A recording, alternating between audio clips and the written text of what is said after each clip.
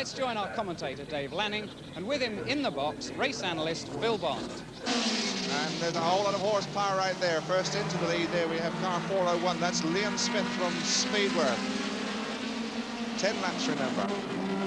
401, Leon Smith still leads it. Second place is Colin Facey. Third place, Des Leonard there in car 22. And 169, that's Roger Webster up, well placed from Cradley Heath. So as they roar down, they must go, of course, in a clockwise direction.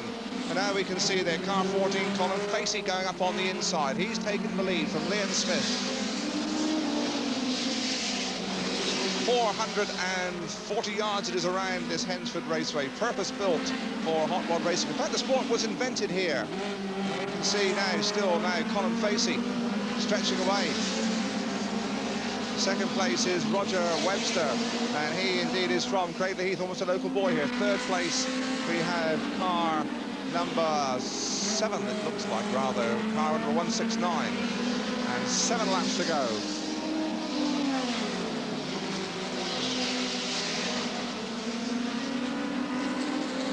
This is Colin Facey, and he really is stretching this field here. He's well in the lead then. 401, of course, Leon Smith, and 169, Roger Webster in third place. And the battle really here seems to be sorting it out for second place.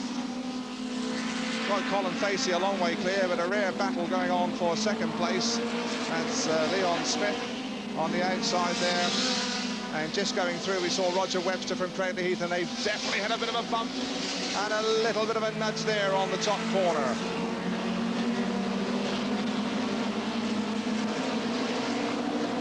Averaging around about 60 mile an hour around this track. Of course, as we mentioned, it was purpose-built for this form of racing. The corners are about 11 degrees banking, and there's some trouble there now for Leon Smith. 401 seems to be dropping out of contention. The field roars by him. Still clearly in the lead, we have Colin Facey. And there's only 2 laps to go. Now into second place, we have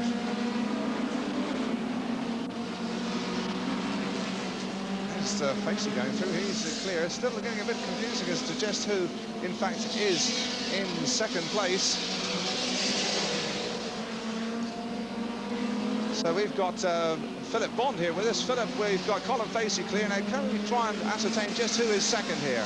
In second place is 169, Roger Webster, and then third came 112, which is John Edwards. They were, it's a Speedworth driver, Colin Facey, number 14. He did very well there, came through.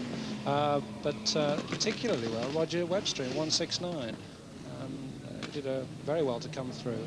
And also John Edwards in 112. Those are both Midland drivers, incidentally. So we'll be seeing them again later in the programme. So a very interesting and competitive opener for this, our hot rod racing here from Hednesford Race. One to watch for as they go around on the warm-up lap. The control car will shortly take its leave of the action, and away they'll go for another 10-lapper. And there they go, and it's Paul Grimer in car 8 that gets to the corner first. Got a bit snaky in there on the first turn. Piling up a little bit there,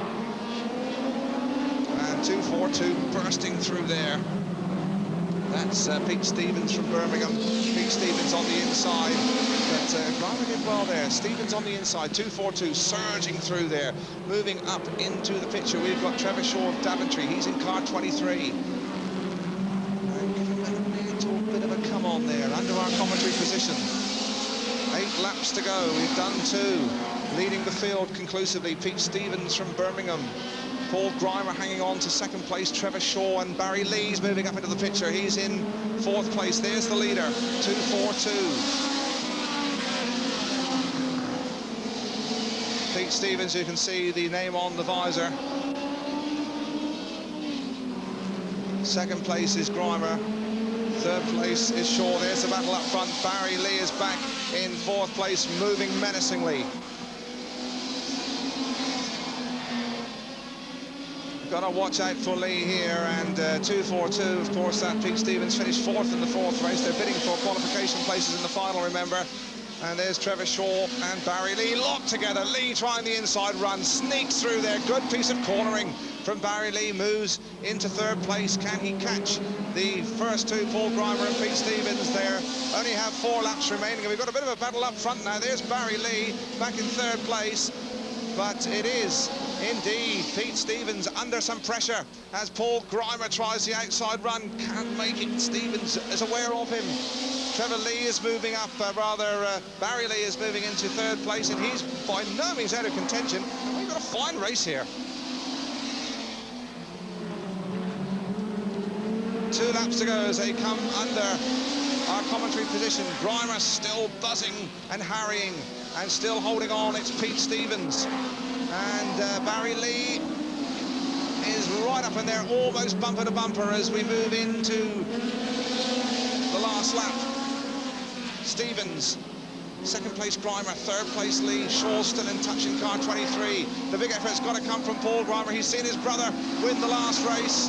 Can he get round? And in the inside comes Barry Lee, trying hard for second place. It was terribly tight, but by our count, Pete Stevens won it. Second place Paul Grimer. And in third place Barry Lee, fourth was Trevor Shaw. That's the way we read it.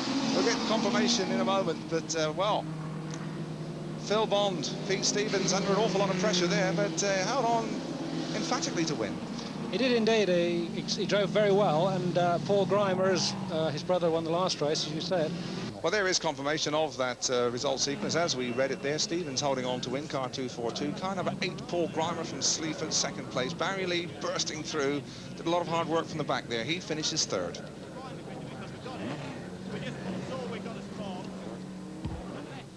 And here we have the winner, Pete Stevens, Birmingham boy. Philip, tell us a bit about this lad.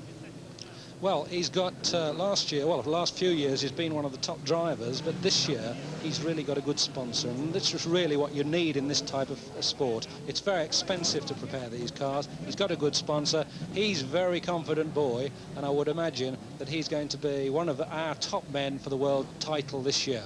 Of course, these super rods, about, what, £3,000 a piece for you to prepare for race perfection? Well, in fact, more than that now, Dave. I'm afraid they've gone up between £5,000 and £8,000 now. Everything's going up, and I'm afraid hot rods are no exception. And, of course, you could blow them up, and they're really not worth much more than scrap, presumably. Well, in fact, you know, obviously, if you blow an engine, it can cost you a couple of £1,000 just like that. Obviously, you've still got your body and your suspension and your wheels, all of which cost a lot of money. But add them all together, and you're talking about £5,000 and £8,000. Well, there we have Pete Stevens, and he's lost his hat, but it doesn't seem to worry him too much. Bill Morris, you're the promoter here at Hednesford. You also have the distinction of having introduced hot rod racing into this country way back in 1962. It strikes me that you're a very sprightly 66 and still get tremendous enjoyment out of this sport.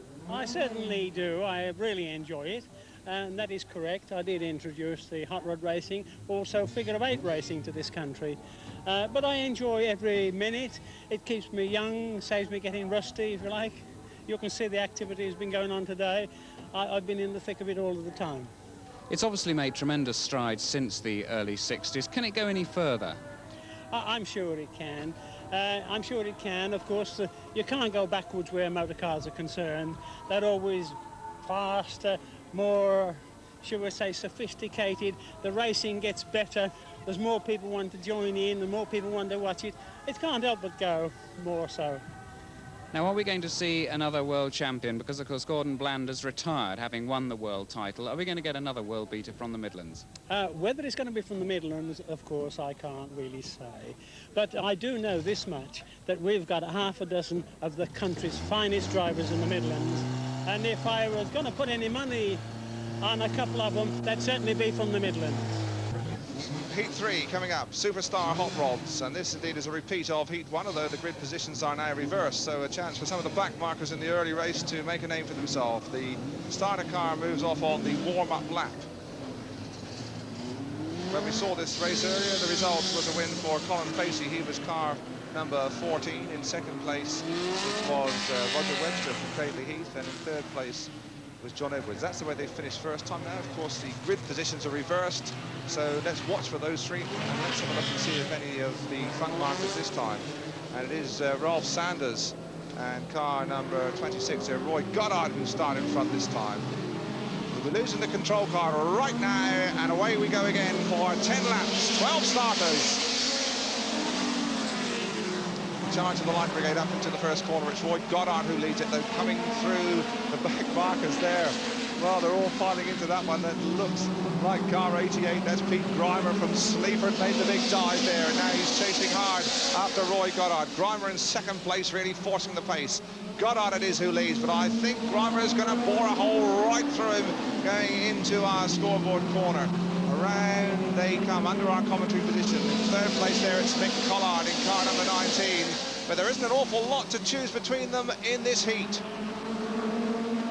There's Grimer from Sleaford, Ford Escort, remember, 1700cc.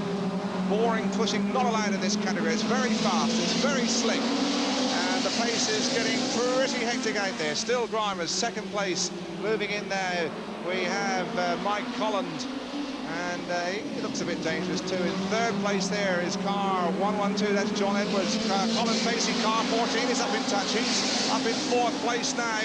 And, well, Philip Bond, this is developing into quite a tussle up there, isn't it? It is indeed, and Peter Grimer, number 88, is doing extremely well to hold off Mick Collard in second place. And but coming through very fast now is John Edwards in 112. Almost lost Colin Facey there on the bottom corner, got into a bit of trouble. He's lost some ground there, but Grimer is now stressing them. Second place, no question at all about that now. Car number 19, Mick Collard. In third place, John Edwards putting some pressure on, and Colin Facey's back in contention in fourth place. They have now only 4 laps to go, and, well, Grimer has, what, a lead of some 20 lengths. Then we have Collin, then Edwards, then Facey pushing hard to find a run up on the inside for third place, as you can see there. Didn't quite make it. I think Pete Grimer. Dave, the Colin Facey coming up to third place will more or less guarantee him front place on the grid in the final. And he has moved through now into third place. That's Colin Facey. We saw him win. I think he's going into second place there. A bit of a mix-up on the top corner. Facey took advantage, and it was indeed the driver in trouble there was Mick Collard, and that was not very characteristic. But with just 1 lap to go now, the leaders, Pete Grimer, Colin Facey's moved into second place. Third place, Mick Collard going very wide, and we've got now half a lap to go. 440 yards, remember, around here on this smooth asphalt. I think Grimer is just going to hold on. Peter Grimer just holding on over the line. Second place there was Facey. Third place, well, just still hanging on there quite grimly. It was Mick Collard, and back in fourth place, car 112. That was John Edwards, and of course he was in the frame first time out.